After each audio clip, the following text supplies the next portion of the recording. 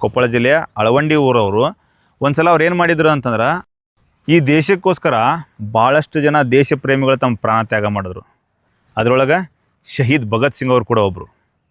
ನಮ್ಮ ಕೊಪ್ಪಳದ ಒಬ್ಬರು ಭಗತ್ ಸಿಂಗ್ ಅವರ ಅಭಿಮಾನಿ ಭಾಳಷ್ಟು ಅವ್ರ ಹೆಸರಲ್ಲಿ ಒಳ್ಳೆ ಕೆಲಸಗಳು ಮಾಡ್ಕೊತ ಬಂದಾರ. ಕೊಪ್ಪಳ ಜಿಲ್ಲೆಯ ಅಳವಂಡಿ ಊರವರು.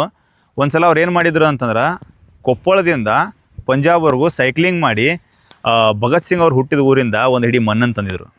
ಈಗ ಅವರೊಂದು ಆಶೆ ಇಟ್ಕೊಂಡಾರ, ಕರ್ನಾಟಕದ ಪ್ರತಿಯೊಂದು ತಾಲೂಕಿನಿಂದನೂ ಒಂದು ಹಿಡಿ ಮಣ್ಣನ್ನು ತೊಗೋಬೇಕು, ₹1 ಕಾಣಿಕೆಯನ್ನು ತೊಗೋಬೇಕು. ಅದರಿಂದ ಅವರು ಆ ಊರೊಳಗೆ ಅಂದ್ರೆ ಅವ್ರ ಹುಟ್ಟೂರೊಳಗೆ ಒಂದು ಭಗತ್ ಸಿಂಗ್ ಅವರ ಪ್ರತಿಮೆನ ನಿರ್ಮಾಣ ಮಾಡ್ಬೇಕಂತೇಳಿ. ನಾ ಏನು ಕೇಳೋದಪ್ಪ ಅಂದ್ರೆ, ಆ ಅಭಿಮಾನಿ ಭಗತ್ ಸಿಂಗ್ ಅವ್ರ ಸಲುವಾಗಿ ಅಷ್ಟೆಲ್ಲ ಮಾಡಾಕ್ತಾರೆ. ನಾವೆಲ್ಲರೂ ಕೂಡ ಭಗತ್ ಸಿಂಗ್ ಅವರ ಅಭಿಮಾನಿಗಳಾಗಿ ನಾವೇನು ಮಾಡ್ಬೇಕಪ್ಪ ಅಂದ್ರೆ, ನಮ್ಮ ಊರಿಂದ ಒಂದು ಹಿಡಿ ಮಣ್ಣನ್ನು ₹1 ಕಾಣಿಕೆನ ಆ ವ್ಯಕ್ತಿಗೆ ತಲುಪಿಸಿದ್ವಿ ಅಂದ್ರೆ, ನಮ್ಮೆಲ್ಲರ ಶ್ರಮದಾನವನ್ನು ಬಳಸ್ಕೊಂಡು ಅವ್ರವ್ರೊಳಗೆ ಅವರು ಭಗತ್ ಸಿಂಗ್ ಅವ್ರ ಪ್ರತಿಮೆನ ನಿರ್ಮಾಣ ಮಾಡ್ತಾರೆ. ನೀವೇನು ಮಾಡ್ಬೇಕಪ್ಪ ಅಂದ್ರೆ, ಕೆಳಕಂತವ್ರ ನಂಬರ್ ಕಾಂಟ್ಯಾಕ್ಟ್ ಮಾಡಬೇಕು. ಅವ್ರಿಗೆ ಕಾಂಟ್ಯಾಕ್ಟ್ ಮಾಡಿ ಯಾವ ರೀತಿ ಕಳಿಸ್ಬೇಕು, ಏನು ಮಾಡ್ಬೇಕಂತ ಮಾಹಿತಿ ತೊಗೋರಿ. ನೀವೆಲ್ಲರೂ ನಿಮ್ಮ ಊರಿಂದ ಕಳಿಸುವಂಥ ಮಣ್ಣು ಆ ಒಂದು ಪ್ರತಿಮೆಯಲ್ಲಿ ಸೇರಿಕೊಳ್ಳುತ್ತೆ.